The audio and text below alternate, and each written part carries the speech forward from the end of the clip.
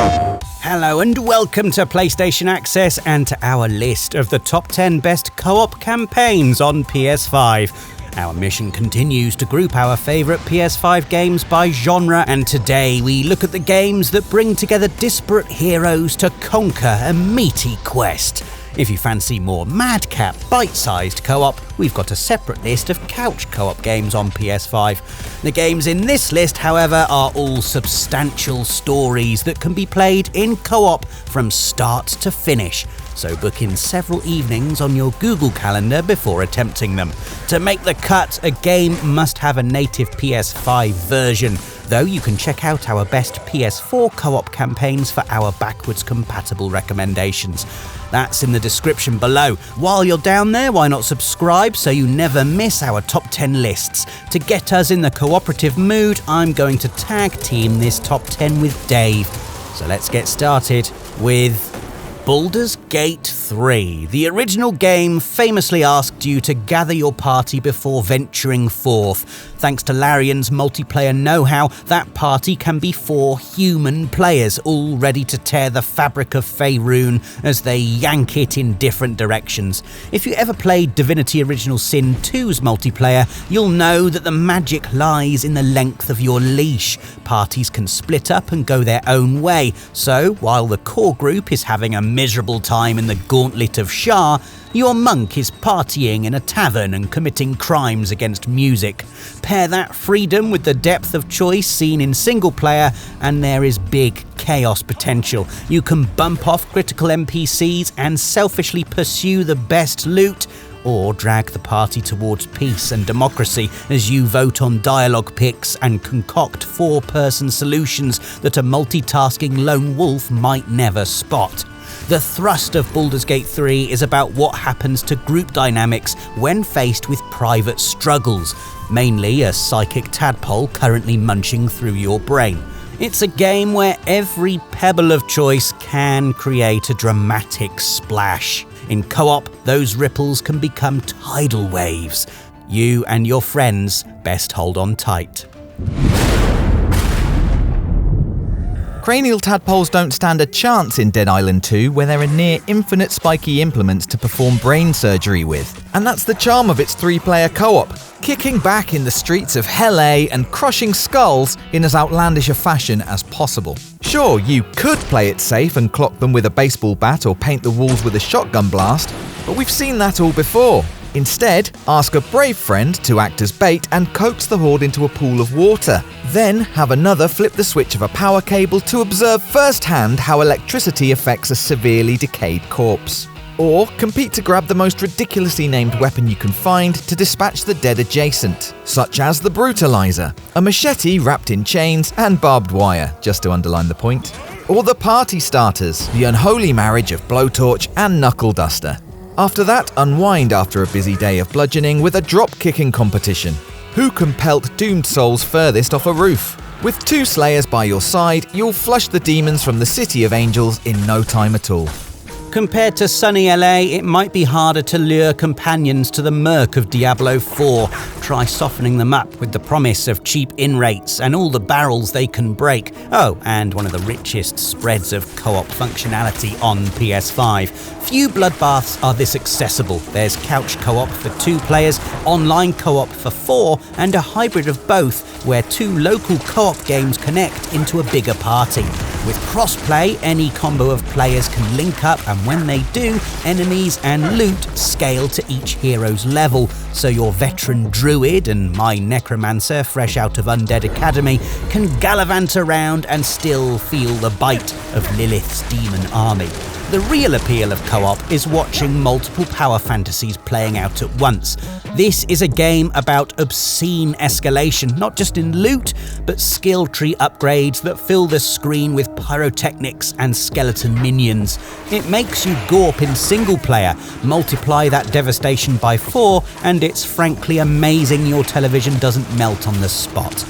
Factor in regular seasons, adding more to explore, conquer and kill, and Diablo IV becomes an endless cycle of death and despair. Delightful. Endless cycles of death and despair are your bread and butter in Returnal, a bullet hell-inspired roguelike that left us trapped and sobbing inside its punishing time loop back in 2021. But when all hope seemed lost, along came 2022's Ascension update to pick us up off the ground and hand us a much-needed space hanky to wipe our eyes. You can now summon a fellow prisoner of Atropos to share the burden of Celine's time-folding torment. Benefits range from the tangible, a second chance when you've been downed, to the psychological. It's comforting seeing someone else having the worst day of their lives too.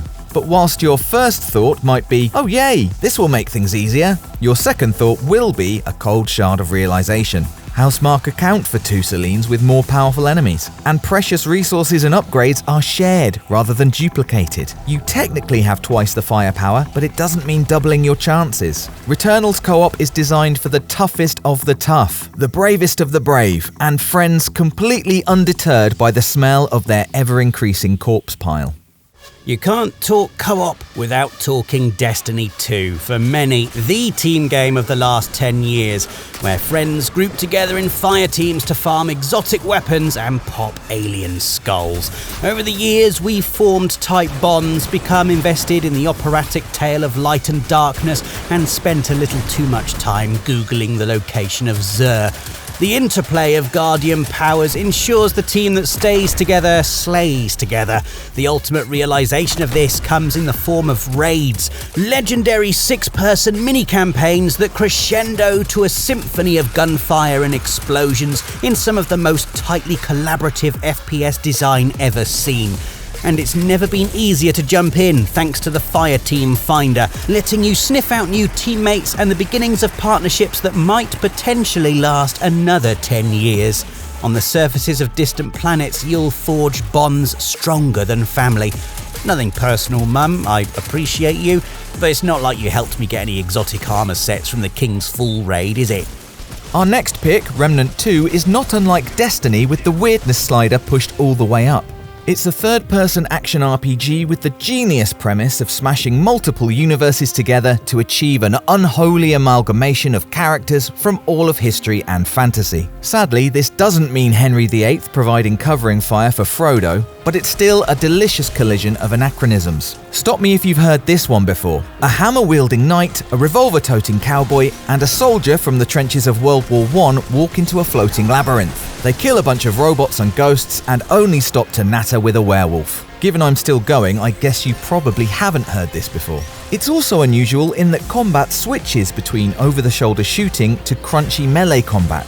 So you and your date-displaced gang need to prepare builds that rock rifles at range and bludgeon bones up close. Throw in procedural generation that not only rewrites the shape of levels but the entire flow of the campaign, and it means you and your 2 friends can continue to be shocked and delighted by Remnant 2 until the multiverse collapses.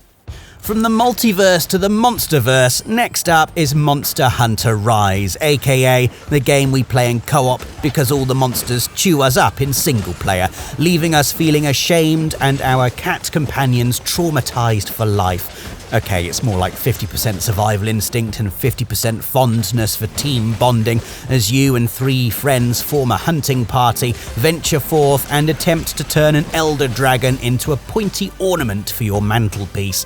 Now, as much as I could talk about the intricate loadouts or the creative strategies or the mechanically rich hacking and slashing, that's not actually what Monster Hunter is about. They're part of the game, yes, but for us, the real beauty of the co-op experience lies elsewhere. It's about trying to one-up your party members' outfits in an impromptu modelling competition. It's about sitting around a campfire eating your hard-fought dinner of wyvern steak and fiery sea bream, reminiscing over hunts gone by. It's about saying, "Great job," even though you're quietly seething they have a more flamboyant hunting horn than you. If, for some inexplicable reason, that doesn't speak to you, you can still fall back on the previously mentioned hacking and slashing, and the whole not getting eaten and dying alone thing. Our next pick comes from not too long ago in a galaxy that's not too far away. In fact, it's really quite accessible actually. LEGO Star Wars The Skywalker Saga is the culmination of nearly 20 years of LEGO Star Wars games, putting all 9 mainline films and 380 playable characters at your disposal. The beauty of having access to all these virtual bricks means you don't just have to stick to the established timeline. You and a friend can use the PS5's hyperdrive to visualize all the bizarre what-ifs you acted out with action figures as a child. That is, assuming you don't have one of those friends who refuses to enjoy anything that's canonically incorrect. Come on, grow up, play a game about children's toys from a children's movie with me. Relive all your favourite Star Wars moments, like when Anakin murders all the Tusken Raiders, or when Anakin murders all the younglings, or when Anakin murders all the Trade Federation. You know what, I'm beginning to think this Anakin guy might not grow up to be a good person. Discover for yourself across 9 co-op campaigns. I could have just made this top 10 about LEGO Star Wars and one other game. You live and learn. I'll tell you who doesn't live and learn, well, not without a serious kick up the behind, and that's the squabbling parents turned puppets from It Takes Two. Yes, I know this was front and centre in our couch co-op list, but if anything, that's proof of how much team-building fun can be wrangled out of these pint-sized parents and their marital strife. Designed exclusively as a co-op adventure, you and a stand-in spouse have to overcome your character's waning love for one another, conquering obstacles both physical and metaphorical, and trying to fall in love again like it's the first time. They also suck out a vacuum cleaner's eyes, which is rarely part of couples therapy, with platforming and puzzles built around the pair's asymmetric moves and heaps of competitive minigames along the way. Hazelight manages to capture the true essence of marriage. To avoid failure, large challenges must be tackled together with constant communication and collaboration. But it's also important to have solo endeavours where you can let off steam or enact spiteful revenge on your other half. I feel so seen. Our final pick doesn't have a traditional campaign, but it does treat bug stomping like an Olympic sport, so it's okay by us. Yep, Helldivers 2 came screaming out of its PS5 emergence hole as a fully formed co-op sensation. Arrowhead Studios used their move to PS5 to lean even further into patriotic absurdity and military might, letting you devastate automaton strongholds and commit severe insecticide in more intimate third person. You gather a quartet of conscripts, lock and load your Liberator rifle, and drop into an ever-shifting front line of deserts, swamps, and tundras. Congratulations, citizens, we've liberated you another inhospitable hellscape. Don't all move here at once. What marks Helldivers 2 out, besides the ability to rain down flaming death, gun turrets and little stompy mech friends, is the way its narrative reacts to the collective actions of every single fighter. Yes, you're a team of 4 trying desperately not to turn each other into giblets, but those victories and failures also influence the push and pull of warring factions, with boundary rewriting upsets sending shockwaves through the community. It's co-op with a cast of millions. Try your best not to let the side down, eh?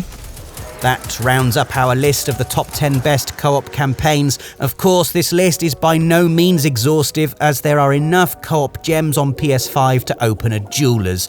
We'd love for you to cooperate with us by listing your favourite co-op games in the comments below, and if you're looking for more PS5 recommendations, check out our other top 10 PS5 lists. Why not kick off with our top couch co-op picks? As always, thanks for watching, and we'll see you again soon.